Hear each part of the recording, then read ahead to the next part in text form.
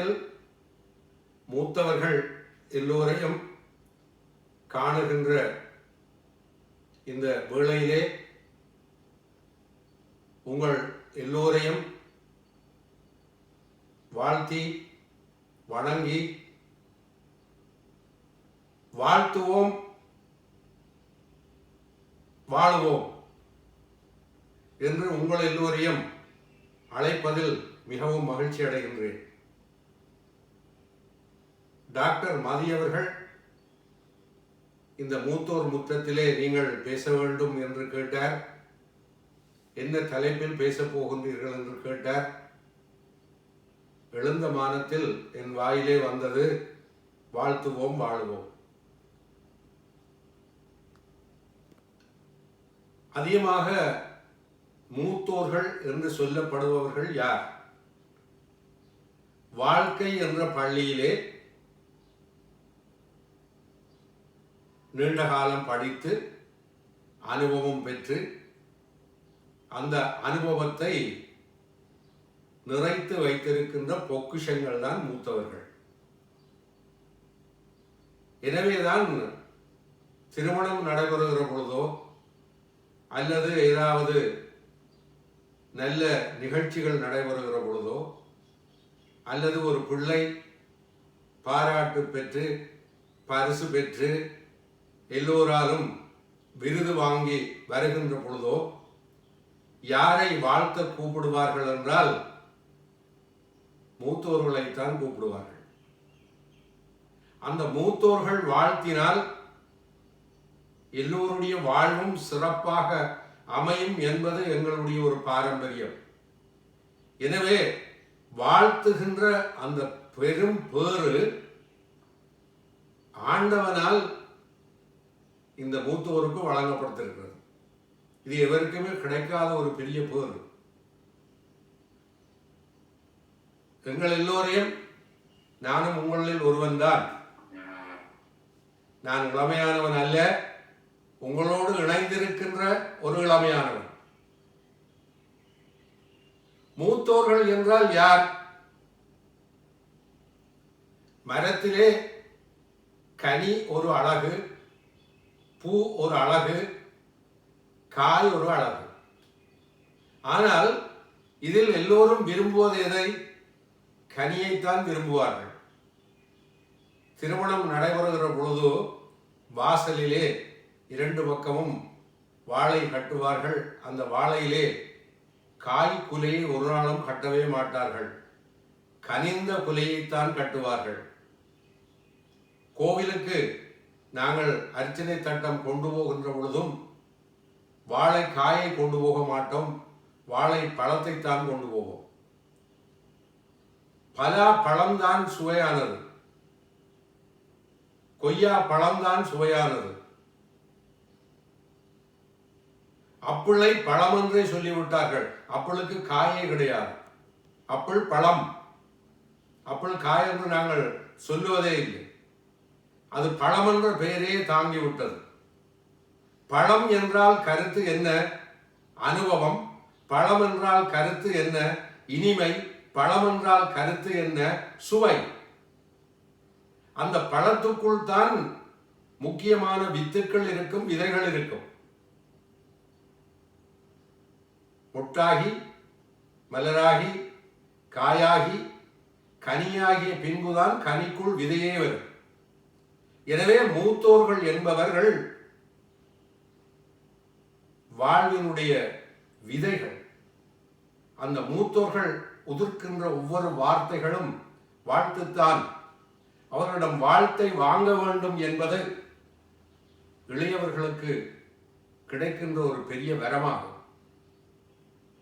சொல்லுவார்கள், சில பேர் சொல்லுவார்கள், ஒரு கதையை எழுதிவிட்டால், ஒரு கவிதையை எழுதிவிட்டால், ஒரு நூலை எழுதிவிட்டால், ஒரு பாடசாலையிலே பரிசை பெற்றுவிட்டால் அல்லது ஒரு பெரிய விருது கிடைத்து விட்டால் அதை ஒருவர் வாழ்த்துவார். வாழ்த்துகிற பொழுது அவர் சொல்லுவார், வசிட்டர் வாயால் கேட்டது போல இருக்கிறது உங்கள் வாழ்த்து என்று.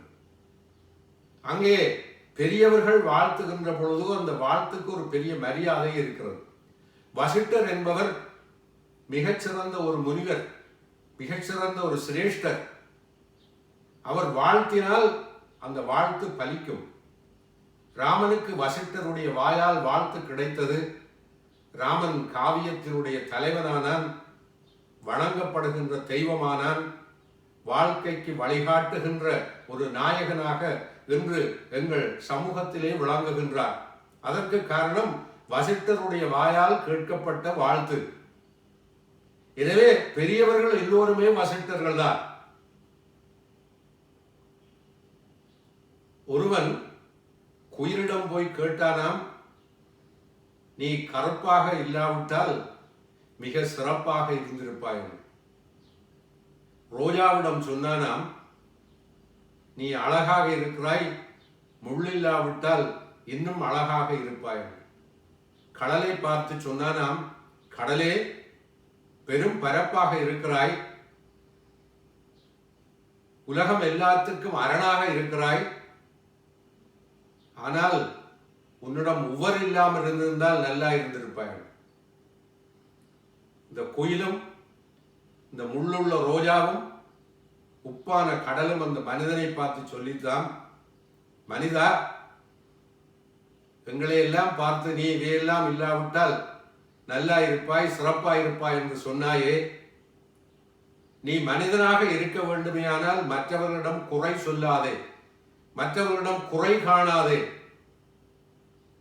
மற்றவர்களை குறை சொல்லி தெரியாதே, மற்றவர்களிடம் நிறைவாக இருக்கப்பார், நீ முதல் மனிதனாக இருக்கப்பார் என்று அந்த பொருள்கள் கூறியதாக ஒரு தத்துவ கதை இருக்கிறது. இங்கே நாங்கள் எல்லாம் வயதிலே மூத்தவர்களாக இருக்கிறோம். இந்த மூத்தவர்களாக இருக்கிறார்கள் என்பதற்கு என்ன அடையாளம்? அவர்களிடம் பொறுமை இருக்கும், அன்பு இருக்கும், பண்பு இருக்கும், நல்ல சொற்கள் இருக்கும், அரவணைப்பு இருக்கும், வழிகாட்டல் இருக்கும். அவர்கள் ஒரு வெளிச்சமாக இருப்பார்கள், ஒரு வெளிச்ச வீடாக இருப்பார்கள். இன்றெல்லாம் கூட்டு குடும்பங்கள் இல்லாமலே போய்விட்டது. இன்று புறா கூட்டிலே வசிக்கின்ற ஒரு காலம் வந்துவிட்டது. அதுவும் புலம்பெயர்ந்து வாழுகின்ற நாடுகளிலே கூட்டு குடும்பம் என்பது நினைத்து பார்க்கவே முடியாத ஒரு பெரிய கஷ்டமான ஒரு நிலைமையாகிவிட்டது. ஆனால் இலங்கையில் யாழ்ப்பாணத்தில் எல்லாம் நாங்கள் வாழ்ந்த பொழுது நீங்கள் பார்த்திருப்பீர்கள், உங்களுக்கு நினைவிலே இருக்கும். எங்கள் அப்பா இருப்பார், அப்பாவினுடைய அப்பா இருப்பார், அப்பாவினுடைய அப்பா கூட இருப்பார், அல்லது அப்பாவினுடைய தங்கை இருப்பார், அம்மா, அம்மாவினுடைய அம்மா, அம்மாவினுடைய அம்மா, அம்மாவினுடைய தங்கை, அம்மாவினுடைய அக்கா, அம்மாவினுடைய தம்பி, அம்மாவினுடைய அண்ணா, இவர்கள் எல்லாருமே சேர்ந்து வாழுகிற ஒரு கூட்டு நிலையை நாங்கள் யாழ்ப்பாணத்தில் கண்டிருக்கிறோம். வாசலிலே ஒரு திண்ணை, ரெண்டு பக்கம் திண்ணை, நடுவிலே ஒரு சின்ன வராந்தை மாதிரி இருக்கும். அந்த திண்ணையிலே ஒரு சாய்மான கதிரை இருக்கும். அந்த சாய்மான கதிரையிலே எப்பொழுதும் ஒரு வயது போனவர் படுத்திருப்பார். அந்த வயது போனவர் யார் தெரியுமா? எங்கள் பெரியப்பாவாக இருப்பார், அல்லது எங்கள் சித்தப்பாவாக இருப்பார், அல்லது எங்கள் மாமாவாக இருப்பார், அல்லது எங்கள் அப்பாவினுடைய அப்பாவாக, தாத்தாவாக இருப்பார். அவர் யார்? அவர் ஏன் அதிலே படுத்திருக்கிறார்? எங்களுக்கு சில வேளை அவரை பார்த்தால் பொல்லாத கோபம் கூட வரும். நாங்கள் வெளியிலே வருகிற பொழுது அவரிடம் சொல்லி போட்டு போக வேண்டும். திரும்பி வருகிற பொழுதும் அவர் எங்களை பார்த்து கொண்டிருப்பார். குறிப்பிட்ட நேரத்துக்கு வராவிட்டால் அவர் எங்களை கேள்வி கேட்பார். எங்கு போனாய், என்ன சென்றாய், இவ்வளவு நேரம் திரும்பி நேரம் கட்டு வருகிறாயே, யாரோடு சுத்தினாய் என்றெல்லாம் கேளாத கேள்விகள் நீதிவான் கேட்கிற மாதிரி கேட்பார். கோர்ட்ல வழக்கறிஞர்கள் எங்களை குறுக்கு விசாரணை செய்வது மாதிரி அந்த பெரியவர்கள் கேட்பார்கள். அப்பொழுது எங்களுக்கு பொல்லாத கோபம் வரும். இந்த வயது போனதுக்கு வேற வேலை இல்லையா என்று கூட அவர்களை திட்டுகின்ற எண்ணம் எங்கள் இளம் மனதிலே தோன்றும். ஆனால் அவர்கள் யார்? அவர்கள் ஏன் அப்படி கேட்கிறார்கள்? வாழ்த்த வேண்டியவர்கள் எங்களை ஏன் வதைக்கிறார்கள் என்றெல்லாம் எங்கள் மனதிலே எண்ணம் வரும். அது இன்று இல்லை, காண முடியாது. அவர்கள் யார்? அவர்கள் வாழ்ந்து அனுபவித்து மேடு பள்ளம், இன்பம் துன்பம், உயர்ச்சி தாழ்வு எல்லாவற்றையும் கண்டவர்கள். அந்த கண்ட காரணத்தினால் என் பிள்ளை, என் பேரப்பிள்ளை, என் தம்பியின் பிள்ளை, என் தங்கையின் பிள்ளை கீழே விழுந்து விடக்கூடாது, அவன் காயம் பட்டு விடக்கூடாது, அவன் மனத்தாங்கல் ஏற்பட்டு விடக்கூடாது, அவன் வாழ்விலே நான் பட்ட அந்த கஷ்டங்களை அவன் ஒரு நாளும் படவே கூடாது, நான் விழுந்த இடத்தில் அவன் விழக்கூடாது, நான் தடுக்கிய இடத்தில் அவன் தடுக்கி விழவே கூடாது என்றெல்லாம் நினைக்கின்ற காரணத்தினால்தான் அந்த வாழ்த்துகின்ற நெஞ்சு எங்களை வைகிறது. அது கூட வாழ்த்துத்தான், அது எங்களுக்கு விளங்குவதே இல்லை. ஏனென்றால் இளமை முறுக்கு, கொதிக்கும் இரத்தம், அனுபவம் இல்லாத ஒரு அசட்டுத்தனம், இவற்றுக்கெல்லாம் எங்களை வழிகாட்டுகிறவர்கள் அந்த பெரியவர்கள் தான். அருமையான ஒரு தலைப்பை இந்த சபையிலே வைத்திருக்கிறார்கள், மூத்தோர் முற்றம். முற்றத்திலே கோலம் போடுவோம், முற்றத்திலே கோலம் போட்டு பொங்கல் பொங்குவோம், முற்றத்திலே பாய்களை விரித்து எங்கள் குழந்தைகளை எண்ணெய் தடவி வெயிலிலே படுக்க விடுவோம். முற்றம் என்பது சாதாரணமானது அல்ல. அந்த முற்றம் இங்கே முதியோர் முற்றமாக மலர்ந்திருக்கிறது. ஏனென்றால் நாங்கள் எல்லாரும் ஒன்று கூட வேண்டும். ஒன்று கூடுகிற பொழுது எங்கள் மனதிலே பழைய நினைவுகள் எல்லாம் பெறும். கீரிமலைக்கு போனது, செல்வச்சன்னதிக்கு போனது, நல்லூரிலே கச்சான் வாங்கி சாப்பிட்டது, கரும்பு வாங்கி கடித்துக்கொண்டு இரவு 10 மணிக்கும் ரோட்டால் நடந்து போனது, செல்வச்சன்னதி அன்னதானத்தில் இருந்து சாப்பிட்டது, கீரிமலை கடலிலே முழுகி எழுந்து ஆடி அமாவாசைக்கு அங்கே நடைபெறுகிற நிகழ்ச்சிகளை பார்த்தது, வள்ளிபுர கோயிலுக்கு போனது, நைனாதீவுக்கு போனது, இப்படியெல்லாம் பல நினைவுகள் எங்கள் மனதிலே ஓடிக்கொண்டே இருக்கும். அவையெல்லாம் இழந்து விட்டோம். மீண்ட சொர்க்கங்களாக அவற்றை நாங்கள் நினைத்து இப்பொழுது வேதனைப்படுகிறோம். புலம்பெயர்ந்து வந்து விட்டோம். ஆனால் எங்களுடைய புலன் எல்லாம் பிறந்த மண்ணில் தான் இருக்கிறது. இதையெல்லாம் நான் ஏன் சொல்லுகிறேன் என்றால், நான் நினைத்து பார்க்கிறேன். நான் படித்த இடம், நான் ஓடியாடி விளையாடிய இடம், ஏறிய தேர்முட்டி, விழுதுகளை பிடித்து ஆடிய ஆலமரம், திருவிழா காலங்களிலே மல்லாகத்தில் இருந்து வந்து சிகரம் கட்டுவார்கள். 4 திசைகளிலும் சிகரம் கட்டுவார்கள். வடக்கு வீதியில் மேடை போட்டு மிகச்சிறந்த மேள கச்சேரிகள் நடைபெறும். நான் சின்ன பையனாக இருந்த காலத்திலே தட்சிணாமூர்த்தியினுடைய தனி மேள கச்சேரி நடைபெறும். சொக்கட்டான் பந்தல் போட்டு கடற்கரையிலே இருக்கிற தாளங்காய்களை கொண்டு வந்து பல்பு மாறி கட்டி தூக்கி சொக்கட்டான் பந்தல் போட்டு சின்ன மேளம் ஆடி சீராக சிறப்பாக ஓடி ஆடி விளையாடிய அந்த காலங்கள் எல்லாம் எங்கள் மனதை விட்டு அகலவே மாட்டார். அவையெல்லாம் எங்கள் மூத்தோருடைய முற்றத்திலே வந்து நிற்கிறது. அதை நாங்கள் பார்க்க வேண்டும் என்று ஆசைப்படுகிறோம். அப்படி பல அனுபவங்களை பெற்றவர்கள், அந்த அனுபவங்களை உள்வாங்கியவர்கள் தான் மூத்தோர்கள். அந்த மூத்தோர்கள் வயதில் மட்டும் மூத்தவர்களாக இருக்கவே கூடாது, பண்பிலும் மூத்தவர்களாக இருக்க வேண்டும். அந்த பண்பிலும் மூத்தவர்களாக இருக்கின்ற பொழுதுதான் அவர்கள் வாழ்த்துகின்ற வாழ்த்து வாழ வைக்கும் வாழ்த்தாக இருக்கும். ஒரு பாட்டு இருக்கிறது, கவையாகி கொம்பாகி காட்டகத்தே நிற்கும் அவையெல்லாம் நல்ல மரமல்ல, சபை நடுவே நீட்டோலை வாசியான் நின்றான் குறிப்பு அறியான் மாட்டாதவன் மரம். காட்டிலே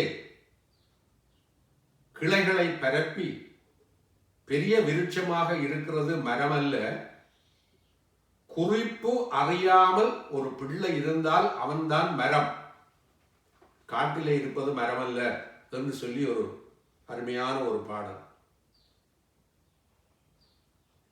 குறிப்பு அறிதல் மிக முக்கியம். அந்த குறிப்பு அறிதலை நாங்கள் பல இடங்களில் கண்டிருக்கின்றோம். எங்களுடைய அப்பா அம்மா, எங்களுடைய பெரியப்பா பெரியம்மா மாமா மாமி எல்லாம் எங்களுக்கு சொல்லி தந்திருக்கிறார்கள்.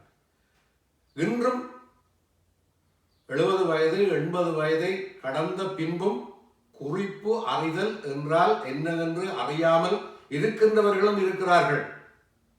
அவர்கள் வயதால் முதிர்ந்தவர்களே ஒழிய பண்பால் அறிவால் உயர்ந்தவர்கள் அல்ல, முதிர்ந்தவர்கள் அல்ல. முதிர்ச்சி என்றால் என்ன? அந்த முதிர்ச்சியில் தான் அழகு இருக்கும், அந்த முதிர்ச்சியில் தான் இனிமை இருக்கும், அந்த முதிர்ச்சியில் தான் சுவை இருக்கும். தங்கம்மா அப்பா கூட்டி என்று சொல்லி ஒரு பிரபல்யமான சமய தொண்டர், சிறந்த தமிழ் பேச்சாளர் யாழ்ப்பாணத்தில் இருந்தார், உங்கள் எல்லோருக்கும் தெரியும். அவருடைய அந்த எண்ணத்தில் உதித்த அந்த சிறப்பு இன்று தெல்லிப்பளையிலே துர்க்கையம்மன் கோவிலாக மலர்ந்திருக்கிறது. அனாதை பிள்ளைகளுக்குரிய ஆசிரமங்களாக விரிவடைந்திருக்கிறது. ஏழைகளுக்கு உதவுகின்ற கரமாக அங்கே விரிந்து பறந்து காணப்படுகிறது. அந்த அம்மா இளமையிலே இருந்த தோற்றத்தை விட அவருடைய வயது போன தோற்றத்திலே அவரை பார்த்தால் கையெடுத்து கும்பிடாதவர்கள் எவருமே இருக்க மாட்டார்கள். அதை சொல்லுவார்கள் தேஜஸ், ஒளிவட்டம். சுவாமிக்கு பின்னாலே மூலஸ்தானத்திலே பார்ப்பீங்கள் ஒரு கமல விளக்கு வைத்திருப்பார்கள். அது இன்று இங்கு இல்லாமல் போய்விட்டது. இலங்கையிலே இந்தியாவிலே இருக்கிற கோவில்களிலே பார்ப்பீர்கள் மூலஸ்தானத்திலே சுவாமிக்கு பின்னால் ஒரு கமல விளக்கு. கமலம் என்றால் தாமரை. சுத்தி வர கண்ணாடி, நடுவில் ஒரு கண்ணாடி, அதுக்கு நேர ஒரு சின்ன ஒரு பிடி ஒன்று இருக்கும். அதுக்கு மேலே ஒரு சின்ன கிளாஸை வச்சு அதுக்குள்ள தண்ணியை எண்ணெயெல்லாம் ஊற்றி திரியை ஏற்றி விடுவார்கள். அந்த திரியினுடைய சுடர் எல்லா பக்கமும் விரிவடைந்து தூரத்திலே இருந்து பார்க்கின்ற பொழுது பளிச்சென்று இறைவனுடைய அந்த சன்னிதானம் தெரியக்கூடியதாக இருக்கும். அதுக்கு பேர் ஒளிவட்டம். இறைவனுடைய படங்கள், ஞானிகளுடைய படங்களை நீங்கள் போட்டோக்களிலே பார்க்கின்ற பொழுது அவர்களுடைய தலையினுடைய பின்பக்கத்திலே ஒரு சூரியன் மாதிரி ஒரு வட்டம் போடப்பட்டிருக்கும். ஒரு மஞ்சளிலோ அல்லது ஏதாவது ஒரு வெளிர் நிறத்திலோ போடப்பட்டிருக்கும். அதுக்கு ஒளிவட்டம் என்று பேர். அந்த ஒளிவட்டம் தான் அவர்களுடைய முகத்தை பிரகாசிக்க பண்ணுகிறது. அந்த பிரகாசம் எப்படி வருகிறது என்றால் வயது முதிர்ந்தவர்களிடம் வருகிறது. தங்கம்மா அப்பா குட்டியை உதாரணத்துக்கு சொன்னேன். இப்படி நிறைய பேர் இருக்கிறார்கள். அது என்ன முதிர்ச்சியை, என்ன அழகு பாருங்கள்.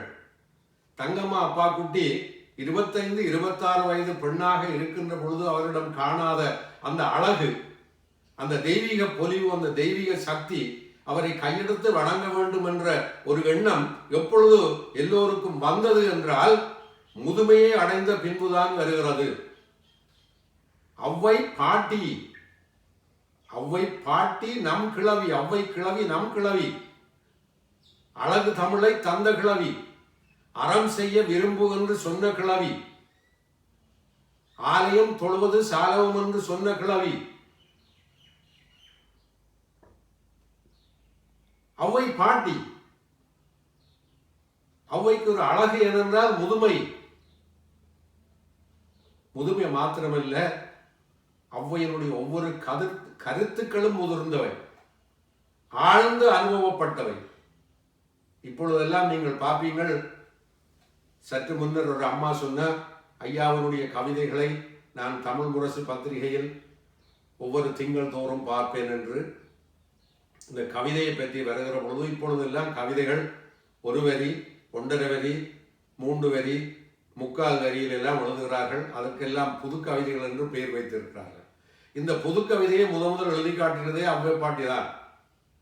அறம் செய்ய விரும்பு, ஆறுவது சினம். இது ஒரு கவிதை. அறம் செய்ய விரும்பு.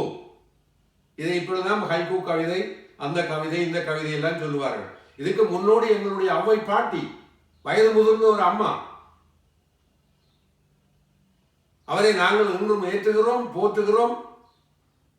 தமிழை எங்களுக்கு சொல்லி முத்தமிழ் சங்க தமிழ் 3ம் எனக்கு தா. என்று இறைவனிடம் கேட்டாள். அந்த அவ்வை பாட்டி முதிர்ந்த பருவத்திலே கேட்டாள்.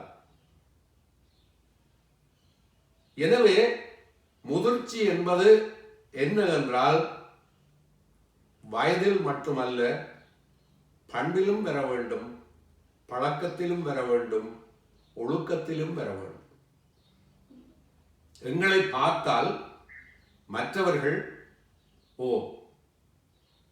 இவர்களை பார்த்து நான் நடக்க வேண்டும், இவர்களுடைய வாழ்த்தை நான் கேட்க வேண்டும், இவர்கள் என்ன பேசுகிறார்கள், இவர்கள் என்ன எழுதுகிறார்கள், இவர் எப்பொழுது பேசுவார், இவர் எப்பொழுது எழுதுவார், இவருடைய வாய்க்குள் இருந்து என்ன வரும், இவருடைய பேனாவுக்குள் இருந்து என்ன வரும் என்று மற்றவர்கள் எங்களை எதிர்பார்க்க வேண்டும். அப்பொழுதுதான் நாங்கள் சொல்லுகின்ற ஒவ்வொரு சொல்லும், எழுதுகின்ற ஒவ்வொரு எழுத்தும் வாழ்த்தாக வரும். அந்த வாழ்த்தாக வருவதற்கு நாங்கள் எங்களை தகுதிப்பாடு உடையவர்களாக ஆக்கிக் கொள்ள வேண்டும். அதற்கு முதல் என்ன செய்ய வேண்டும்? தோட்டத்தை சீராக சிறப்பாக அங்கே உழுது அந்த மண்ணை பதம்படுத்தி அதுக்கு உரம் போட்டு அதன் பின்பு நல்ல விதை விதைத்து அதற்கு நீர் பாய்ச்சினால் நல்ல விளைச்சலை காணலாம். இது பயிருக்கு மட்டுமல்ல, எங்கள் வாழ்வுக்கும் தான். எங்கள் மனம் கரடு முரடாக இருக்கும். ஏனென்றால் அந்த மனத்திலே பல அழுக்குகள் படிந்து போயிருக்கும்.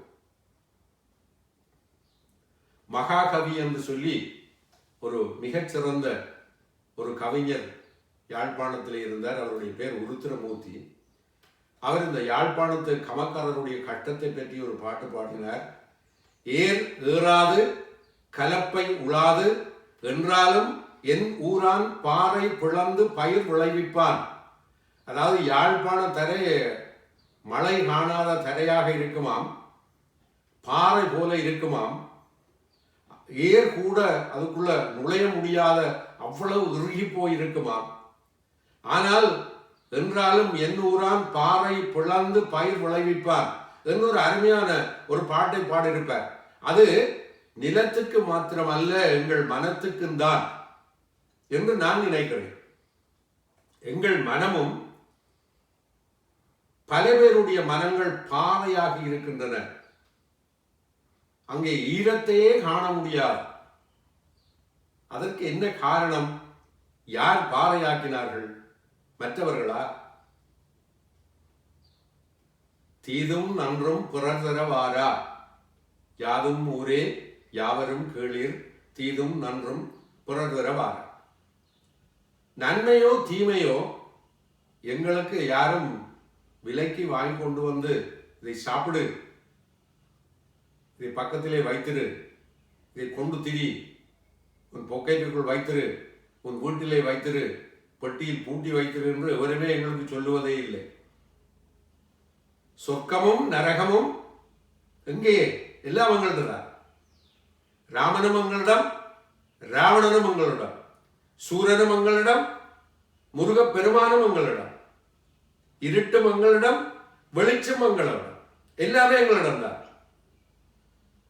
இனிப்பும் நாங்கள் தான், உரைப்பும் நாங்கள் தான், உப்பை கூட்டுவதும் நாங்கள் தான், உப்பை குறைப்பதும் நாங்கள் தான். இதெல்லாம் யார் செய்கிறார்கள்? எவருமே செய்யவில்லை, நாங்கள் தான் செய்கிறோம். எனவே வாழ்த்து கூற வேண்டிய எங்கள் வாய்கள் வசந்தம் வீசுகின்ற மனத்தை உடையதாக இருக்க வேண்டும். வாழ்த்து கூறுகின்ற நிலையிலே இருக்கின்ற நாங்கள் எங்கள் மனத்தை மணக்கின்ற மனமாக வைத்திருக்க வேண்டும்.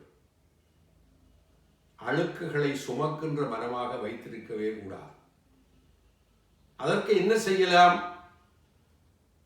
நாளும் பொழுதும் நல்ல விஷயங்களை நினைக்க வேண்டும். அதைத்தான் முந்தி பெரியவர்கள் சொன்னார்கள், கனவிலும் நனவிலும் நல்லாரை காண வேண்டும், நல்லாரோடு இணங்க வேண்டும், நல்லார் சொற் கேட்க வேண்டும். இது முந்தி நாங்கள் படித்த பாட்டு. கனவிலும் நனவிலும் நல்லாரை காண வேண்டும். சொல்லுவார்கள், விடிய காலமே ஒரு பிள்ளை எழும்பி கடகடகடன்னு சொல்லி குளித்து நல்ல அழகாக விபூதி பூசி சாமி கும்பிட்டு தன்னுடைய பாட புத்தகங்களை எடுத்து படிக்க வெளிக்கிடுகிற பொழுது வீட்டிலே இருக்கிற அம்மாவோ அப்பாவோ யாரும் சொல்லுவார்கள், என்ன தம்பி நீங்கள் நல்ல கனவு கொண்டீங்கள் போல இருக்குது. ஏன்? அவன் தன்னுடைய வாழ்நாளிலே நேரத்துக்கு எழும்பினதே கிடையாது, முகம் கழுவினது கிடையாது, நேரத்துக்கு சாமி போய் கும்பிட்டது கிடையாது, விபூதி பூசினது கிடையாது. அவன் அன்று செய்கிறான் என்றால் உடனே எல்லோரும் சொல்லுவோம், என்ன தம்பி நல்ல கனவு கண்டுட்டார் போல இருக்கு. இதைத்தான் பெரியவர்கள் சொன்னார்கள், கனவிலும் நனவிலும் நல்லவர்களை காண வேண்டும், நல்ல சிந்தனைகளை தேக்கி வைக்க வேண்டும். பெரியவர்கள் சொன்னார்கள், இறைத்த கிணறு ஊரும், இறையாத கிணறு நாரும். இன்று புலம்பெயர்ந்த நாட்டிலே வந்திருக்கின்ற எங்கள் பிள்ளைகளுக்கு கிணறு என்றால் என்னென்று தெரியாது. அவர்கள் சுவரிலே போய் தொட்ட உடனேயே சுடு தண்ணியும் வரும், பச்சை தண்ணியும் வரும், எல்லா தண்ணியும் வரும். அவர்களுக்கு கிணறு தெரியாது, துறவு தெரியாது, ஆறு தெரியாது, குளம் தெரியாது, குட்டை தெரியாது, கேணி தெரியாது. கோயில்களிலே கேணிகள் இருக்கும், இந்த கேணியிலே நீந்தி விளையாடுவோம். மூத்த விநாயகர் கோயில் என்று ஆனக்கோட்டையிலே ஒரு கோயில் இருக்கிறது.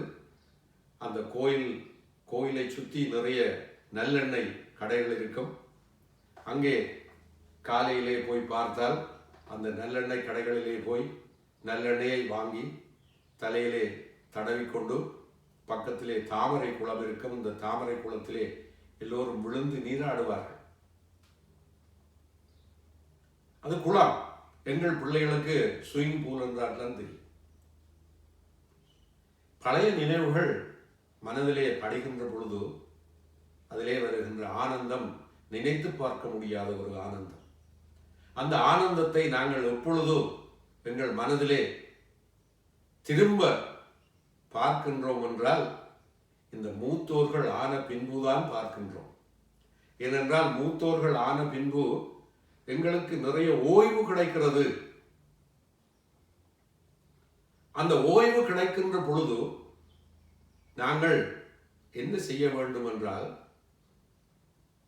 நாங்கள் எங்களுடைய வாழ்க்கையிலே எப்படியெல்லாம் வாழ்ந்தோம், எப்படியெல்லாம் வாழக்கூடாது என்ற நினைத்த நினைப்பிலெல்லாம் நாங்கள் வாழ்ந்தோம். அந்த வாழ்ந்ததினால் எவற்றையெல்லாம் இழந்தோம், எவ்வளவு பெரியவர்களுடைய தொடர்பை தொலைத்தோம், எவ்வளவு படிப்பை விட்டோம், எவ்வளவு உயர்ச்சியை தட்டிவிட்டோம், எத்தனை நல்ல விஷயங்களை எல்லாம் புறந்தள்ளிவிட்டு நல்ல இல்லாத விஷயங்களை தேர்ந்தெடுத்தோம் என்றெல்லாம் நாங்கள் எங்களை நாங்களே ஒரு தரம் திரும்பி பார்ப்பதற்கு இந்த மூத்த பருவம் மிக மிக அருமையான பருவம். ஏனென்றால் இளமையான பருவத்திலே மூத்தோர்கள் சொன்னதை கேட்பதற்கு எங்களுக்கு நாங்கள் நேரம் கொடுப்பதே இல்லை. அந்த மூத்தோருக்காக ஒரு நேரத்தை நாங்கள் ஒதுக்குவதே இல்லை. எங்களை பெற்ற அப்பா அம்மா கூட எங்களுக்கு நல்ல அறிவுரைகள் சொன்னால், நீ அவனோடு சேராதே, அங்கே போகாதே, நேரத்துக்கு வா, இந்த இடத்துக்கு போகாதே. உதாரணமாக என்னுடைய சிறிய காலம், உங்களுடைய சிறிய காலத்தில் கூட எங்களுடைய வீட்டில் இருக்கிறவர்கள் சினிமா பார்ப்பதற்கு எதிரிகள். சினிமா தியேட்டர் பக்கம் போகவே கூடாது. சினிமா பார்த்தால் துரோகம், தேச துரோகம், கொலை குற்றவாளி என்று பார்க்கிற ஒரு பார்வை அன்று இருந்தது. அதற்கு என்ன காரணம்? அதை நாங்கள் இப்பொழுது அசை போட்டு பார்க்க வேண்டும். இன்று இந்த புலம்பெயர்ந்த நாட்டிலே நாங்கள் முதியோர்களாக வீட்டிலே இருக்கின்ற பொழுது எங்கள் பேர குழந்தைகள் எந்த நேரமும் கையிலே கைபேசியை வைத்துக்கொண்டோ அல்லது மடிக்கணனியை வைத்துக்கொண்டோ அல்லது கணனியை வைத்துக்கொண்டோ அதில் எந்த நேரமும் அவர்கள் படம் பார்த்து கொண்டே இருப்பார்கள். அம்மாவுக்கு வேலை, அப்பாவுக்கு வேலை, தாத்தாவும் பாட்டியும் வீட்டிலே இருப்பார்கள். தாத்தாவும் பாட்டியும் அந்த பிள்ளைகள் பக்கமே போக மாட்டார்கள். ஏனென்றால் அந்த பிள்ளைகளை ஏதாவது சொல்லி போடுவார்கள். எங்களால் கண்டிக்க முடியாத ஒரு நிலைமை. ஆனால் பாரதியார் சொல்லுகிறார், பயன் பாப்பாவுக்கு ஒரு பாட்டு பாடி இருக்கிற பாப்பாக்கல்ல எங்களுக்கு தான் பயங்கொள்ளல் ஆகாது பாப்பா, மோதி மிதித்து விடு பாப்பா, அவர் முகத்தில் உமிழ்ந்து விடு பாப்பா. கோபம் கொள்ளுவதற்கு கோபம் கொள்ளவே வேணும். நாங்கள் விட்ட தவறுகளை எங்கள் வருங்கால குழந்தைகள் விடாமல் பாதுகாக்க வேண்டியது இந்த மூத்தோர்களாகிய எங்களுடைய கடமை. அப்பொழுதுதான் நாங்கள் வாழ்த்துவதற்கு தகுதியானவர்களாக இருப்போம். அந்த எங்களுடைய குழந்தைகள் எப்படி வாழப்போகிறார்கள், எப்படி வாழ்கிறார்கள் என்பதை பார்ப்பதற்கு உரைகல்லாக நாங்கள் நகைக்கடையிலே நகைகளை கொண்டு கொடுத்தால் அங்கே ஒரு கல்லிலே உரசி பார்ப்பார்கள். ஏன் உரசுகிறார்கள் என்றால் இதில் தங்கம் எவ்வளவு இருக்கிறது, தங்கத்தோடு சேர்ந்த கலப்பு எவ்வளவு இருக்கிறது, உரசி பார்க்கின்ற கல். நாங்கள் வயது மூத்தவர்கள் உரசி பார்க்கின்ற கல்லாக இருக்க வேண்டும். தங்கத்தை தகரத்தை இடை போட்டு காட்டுகின்ற நல்ல ஒரு இடையை தீர்மானிக்கின்றவர்களாக இருக்க வேண்டும். அப்படி இருந்தால்தான் நாங்கள் கூறுகிற ஒவ்வொரு சொற்களும் வாழ்த்தாக அமையும். அந்த வாழ்த்தை கூறுகின்ற அந்த நிலைக்கு எங்கள் மனத்தை நாங்கள் பக்குவப்படுத்திக் கொள்ள வேண்டும். என்ன என்று மகிழ்ச்சியாக இருக்கலாம், கிண்டலும் கேலியுமாக ஒரு பேச்சு வரப்போகிறது என்றால் டாக்டர் மருந்து கொடுக்கிற மாதிரி இந்த சொற்கள் வந்து அமைகிறது என்று உங்களில் பரவேல் நினைக்கிறீர்களோ என்று கூட நான் நினைக்கிறேன். அப்படி அல்ல. வாழ்த்த வேண்டுமேயானால் அந்த வாழ்த்துவதற்கு எங்களிடம் ஒரு தகுதிப்பாடு வேண்டும். சிரிக்கலாம், அந்த சிரிப்பு சிந்தனையோடு வர வேண்டும். சிரித்து வாழ வேண்டும், பிறர் சிரிக்க வாழ்ந்திடாதே. சிரிக்க வேண்டும். எப்படி சிரிக்க வேண்டும்? மன மகிழ்வாக சிரிக்க வேண்டும். அந்த சிரிப்பு மற்றவர்கள் எங்களை பார்த்து சிரித்து விடக் கூடாத வகையில் அமைந்தால் அதற்கு பேர் சிரிப்பு. திருமண வீடுகளிலே நாங்கள் எல்லோரும் ஒருவரை ஒருவர் பார்த்து மகிழ்ந்து அருமையான உடை போட்டு வந்திருக்கிறீர்கள், நல்ல அலங்காரமாக இருக்கிறது, போன வருஷத்தை விட இந்த வருஷம் உங்களை பார்க்க மிக மிக நல்லா இருக்கிறது, இளமை திரும்புகிறது போல இருக்கிறது என்று ஒருவரை பார்த்து ஒருவர் சொல்லுகிற பொழுது ஏற்படுகிற அந்த மனமகிழ்ச்சி அது உண்மையான சிரிப்பு. அங்கே எவரும் அவரை தாக்குவதற்காகவோ மனம் நோக்குவதற்காகவோ அந்த சொற்களை அங்கே பயன்படுத்தவில்லை. அது அவர்களை வாழ்த்துகின்ற ஒரு வாழ்த்தாக இருக்கும். ஒருவரை பார்த்து, மாமா நீங்கள் போன வருஷம் இருந்ததை விட இந்த முறை நல்ல அழகாக இருக்கிறீர்கள், உங்களுடைய வேட்டி, உங்களுடைய பொட்டு, உங்களுடைய தலையிழப்பு, இந்த கண்ணாடி எல்லாம் பார்க்க இவ்வளவு அழகாக இருக்கிறது மாமா, நான் இளமையாக இருந்தால் கூட உங்களை பார்க்க எனக்கு பெரிய பொறாமை இருக்கிறது மாமா, நீங்கள் இப்படியே இருங்கள் மாமா என்று இளமையானவர் கூட அந்த பெரியவரை வாழ்த்தலாம். நாவுக்கரசர் மாசில் மீணையும் என்று சொல்லி ஒரு பதிகத்திலே சொல்லுகிறார், வாழ்த்த வாயும் நினைக்க மடநெஞ்சும் தாழ்த்த சென்னியும் தந்த இறைவனை. தலை என்பதற்கு தாழ்த்த இறைவனை வணங்குவதற்கு, வாய் என்பதற்கு வாழ்த்துவதற்கு, நெஞ்சு என்பது எதற்கு நினைப்பதற்கு. நெஞ்சே நீ நினையாய், நீ நினைக்காமல் ஒரு நாளும் இருக்கக்கூடாது. யாரை? இறைவனை நினைக்காமல் இருக்கக்கூடாது. அதுபோல நல்ல நினைப்புகளை நினைக்க வேண்டும், நல்ல நினைப்புகளை தேக்கி வைக்க வேண்டும். அகத்தில் இருந்தால் முகத்தில் வரும் என்று சொல்லுவார்கள். அகம் என்பது உள்ளம். அந்த உள்ளத்தில் நல்ல உள்ளம் உறங்காதென்பது வல்லவன் வகுத்ததடா. உள்ளத்தில் நல்ல உள்ளம் உறங்காது. நல்ல உள்ளம் உடையவர்கள் ஒரு நாளும் உறங்க மாட்டார்கள். உறங்குவது என்பது நித்திரை கொள்வது அல்ல, விழிப்போடு இருத்தல். எல்லாவற்றுக்கும் விழிப்போடு இருத்தல். வாழ்த்துவதற்கு விழிப்போடு இருத்தல், வணங்குவதற்கு விழிப்போடு இருத்தல், கொடுப்பதற்கு விழிப்போடு இருத்தல், அன்போடு அணைப்பதற்கு விழிப்போடு இருத்தல், விருந்து கொடுத்து உபசரிப்பதற்கு விழிப்போடு இருத்தல். அதுதான் உள்ளத்தில் நல்ல உள்ளம் உறங்காது. எனவேதான் கர்ணன் கொடுத்து கொண்டே இருந்தார். அவன் கைகள் சிவந்தன என்றெல்லாம் நாங்கள் படிக்கின்றோம். இரவு பகல் பாராமல் கர்ணன் கொடுத்து கொண்டே இருந்தான். அதனால்தான் அவன் துரியோதனோடு சேர்ந்தாலும் பாரத போரிலே அவனை இறக்க வைக்க முடியாமல் போய்விட்டது. நிறைவிலே கண்ணன் போய் கேட்டு அவனுடைய தர்மத்தை இந்த தர்மத்தையே அவன் தானம் செய்கிறார். அவன் சொல்றான், என்னிடம் ஒண்ணுமே இல்லை. அப்பொழுது அங்கே கண்ணன் உருமாறி வந்திருக்கிறான். அந்த கிருஷ்ண பரமாத்மா கேட்கிறான், ஏன் இல்லை? நீ கொடுத்த தர்மங்கள் இல்லையா அவனிடம்? அது உள்ளத்தில் நல்ல உள்ளம். நாங்களும் அப்படி இருக்க வேண்டும். மூத்தோர்கள் என்று சொல்லுகிறோமே, தலை நரைத்தால் மூத்தவர்களா, பல்லு விழுந்தால் மூத்தவர்களா, 70 வயது கடந்தால் மூத்தவர்களா? அல்ல. அறிவில் மூத்தவர்களாக இருக்க வேண்டும், பண்பில் மூத்தவர்களாக இருக்க வேண்டும், வாழ்க்கை வாழ்வதில் மூத்தவர்களாக இருக்க வேண்டும். வாழ்க்கை என்னும் கல்லூரியிலே நாங்கள் எல்லோரும் படித்திருக்கின்றோம். அங்கே சாதாரண படிப்பு அல்ல, எப்படி வாழ வேண்டும். வள்ளுவ பெருமான் சொல்லுகிறார், வையத்துள் வாழ்வாங்கு வாழ்பவன் வான் உறையும் தெய்வத்துள் வைக்கப்படும். இது வாழ்த்து. வையத்துள் வாழ்வாங்கு வாழ்பவன்.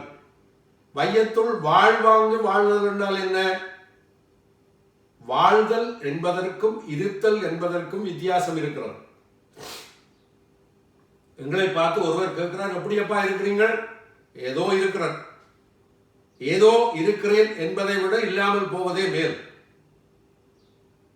நான் சிறையில் வாழ்ந்தேன், நான் 10 வருடங்கள் சிறையில் வாழ்ந்தேன் என்று எவருமே சொல்லுவதில்லை. நான் 10 வருடம் சிறையில் இருந்தேன் என்றுதான் சொல்லுவார்கள். அப்ப இருந்தேன் என்பதற்கும் வாழ்ந்தேன் என்பதற்கும் வாழுதல் என்பதற்கும் நிறைய வேறுபாடு. வாழுதல் என்பது அனுபவித்தல், இருத்தல் என்பது விருப்பமில்லாமல் இருக்கிறது. தண்டனை கிடைத்து நாங்கள் போய் ஜெயிலில் மறியல்ல இருப்போம். வீட்டுக்குள்ள அப்படி இருக்கிற இல்லை. வீட்டுக்குள்ள இருந்தால் அது வாழ்வு அல்ல. நிறைய பேர் வாழ்க்கையிலே இருத்தலை செய்கிறார்கள். அந்த இருத்தல் முதுமையிலே எங்களுக்கு வருகிறதா என்று பல பேர் யோசிக்கிறார்கள். அப்படி யோசிக்கவே கூடாது. வாழ்தல் என்றால் என்ன? மனதிலே நல்ல சிந்தனைகளோடு மற்றவர்களை வாழ்த்தி வாழ வேண்டும். வாழ்க வளமுடன், அருமையான ஒரு சொல்லு. எனக்கு யாராவது கடிதம் எழுதினால், யாராவது என்னோடு பேசினால், அந்த நிறைவிலே நான் முடிக்கின்ற பொழுது முடிப்பேன், வாழ்க வளமுடன்.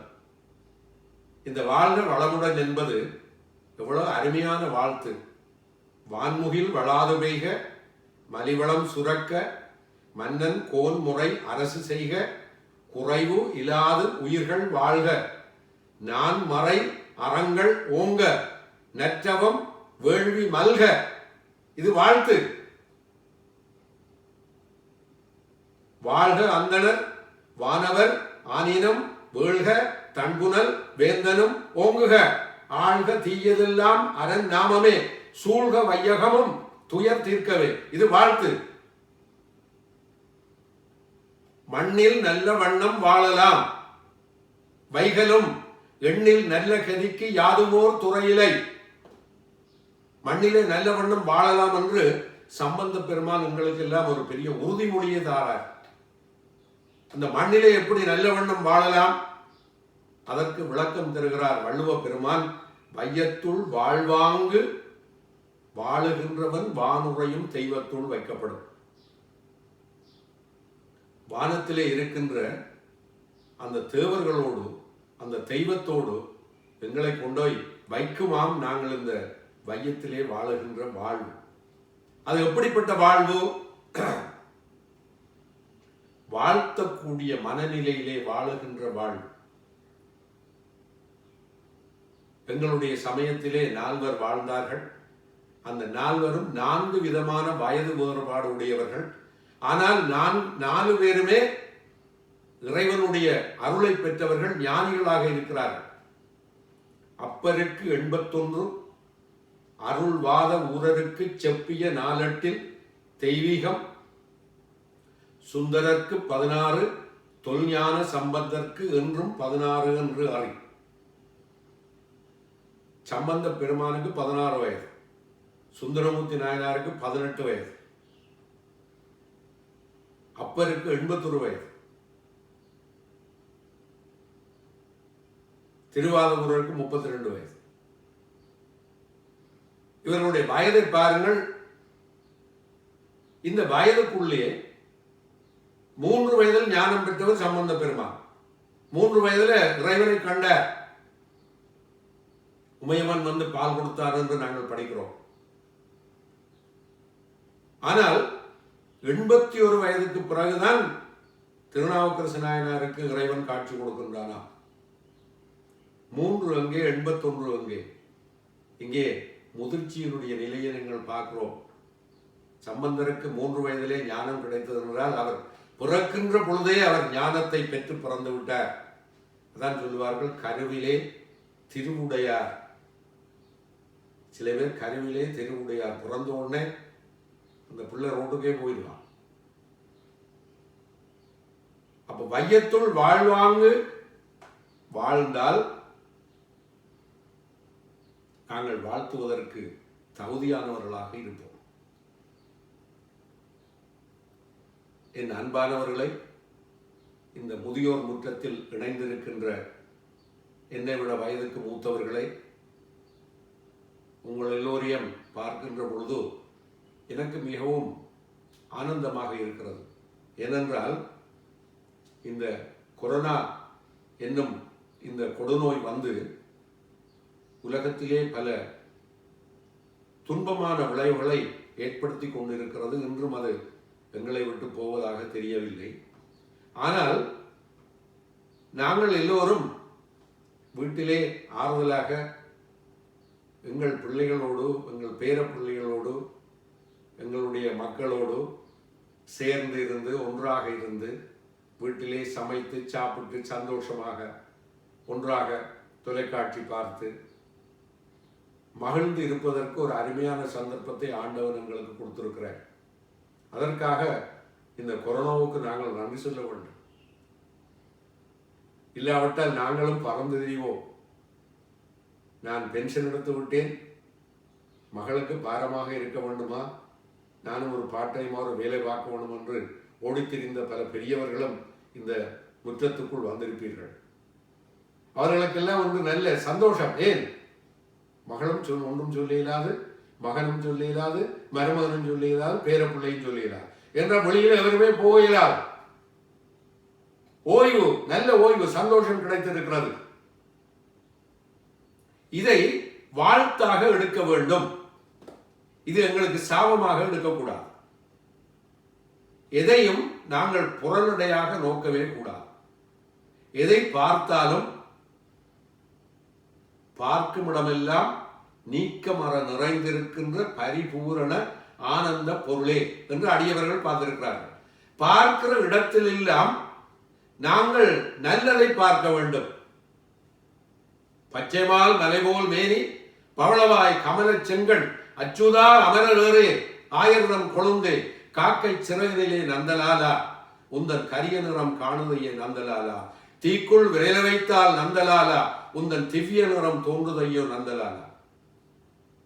அப்ப காகத்தை பார்த்தாலும், நெருப்பில விரல் சுட்டாலும், பச்சை நிறத்தை கண்டாலும், பவளத்தை கண்டாலும், எதை கண்டாலும் அதிலெல்லாம் நல்லதே பார்க்க வேண்டும் என்று பெரியவர்கள், எங்களுக்கு முன்னோர்கள் எல்லாம் சொல்லியிருக்கிறார்கள், அடியவர்கள் எல்லாம் சொல்லியிருக்கிறார்கள். இதை ஏன் நான் உங்களுக்கு சொல்லுகிறேன் என்றால், பார்க்கின்ற எல்லாத்தையும் ஆனந்தமாக பாருங்கள். குறை சொல்லுவதை மனத்தை விட்டு அகற்றிவிட வேண்டும். அந்த குறை காணுகின்ற எண்ணம் வந்தால் அதை குழி தோண்டி புதைத்து விட வேண்டும். அப்பொழுதுதான் எங்கள் மனதிலே வாழ்த்த வேண்டும். அப்பொழுதுதான் எங்கள் மனதிலே எழுகின்ற ஒவ்வொரு வார்த்தையும் வாழ்த்துக்குரிய பெருமதியான வார்த்தையாக அமையும். அப்படி இருந்து நாங்கள் மற்றவர்களை 100 ஆண்டு வாழ்க, பல்லாண்டு வாழ்க, பல கோடி 100 ஆண்டு பல நலனும் பெற்று வாழ்க, நலமோடு வாழ்க, வளமோடு வாழ்க, புவி மீது பல்லாண்டு பொலிவோடு வாழ்க என்றெல்லாம் மனம் திறந்து பாராட்டலாம். ஏன்? எங்கள் மனம் வாழ்த்துகின்ற வாழ்த்துக்களை நிறைய குவித்து வைத்திருக்கின்ற மனம். எங்கள் மனம் கசடுகளற்ற மனம். எங்கள் மனம் இருளை துடைத்து எறிந்து ஒளி வெள்ளமாக காலையிலே எழுகின்ற சூரியன் போல வெளிச்சமாக இருக்கின்ற மனம். அந்த மனத்தை நாங்கள் வெளிச்சமாக்கி விட்டோம். ஆனபடியால் அதிலிருந்து வருகின்ற ஒவ்வொரு விஷயமும் வெளிச்சமாகவே இருக்கும், இருளை அகற்றிவிடும். எனவே எங்கள் வார்த்தை எல்லாம் வெளிச்சமான வார்த்தையாக இருக்கும். எனவே என் அன்பானவர்களே, இன்று இந்த அருமையான ஒரு சந்தர்ப்பத்தை எனக்கு ஆண்டவன் அளித்திருக்கின்றார் என்றுதான் நான் நினைக்கின்றேன். உங்கள் எல்லோரையும் நான் ஒன்றாக பார்க்கின்ற பாக்கியத்தை விரைவில் தருவதற்கு ஒரு நல்ல முடிவு வர வேண்டும் என்று எல்லாம் வல்ல இறைவனை வேண்டுகின்றேன். இந்த முதியோர் முற்றத்திலே இன்று உங்களுடைய இந்த செந்தளிப்பான முகங்களை எல்லாம் பார்த்து எனக்கு தெரிந்த சில அனுபவங்களை பகிர்ந்து கொள்வதற்கு கிடைத்த வாய்ப்பை பெரும் வாய்ப்பாக நினைக்கிறேன். இதற்கு எனக்கு நல்ல ஒரு சந்தர்ப்பத்தை வழங்கிய என் அன்புக்குரிய டாக்டர் மதி அவர்களுக்கு என்னுடைய மனமார்ந்த நன்றிகளை தெரிவித்து, நீங்கள் எல்லோரும் வையத்துள் வாழ்வாங்கு வாழ வேண்டும், அதற்கு உங்கள் மனத்தை தயார்படுத்திக் கொள்ளுங்கள் என்று உங்களை அன்போடு வேண்டி வாழ்த்துவோம், வாழுவோம் என்ற சிந்தனையை நிறைவு செய்து கொள்கிறேன். வாழ்க பல்லாண்டு, வாழ்க வளமுடன். நன்றி, வணக்கம்.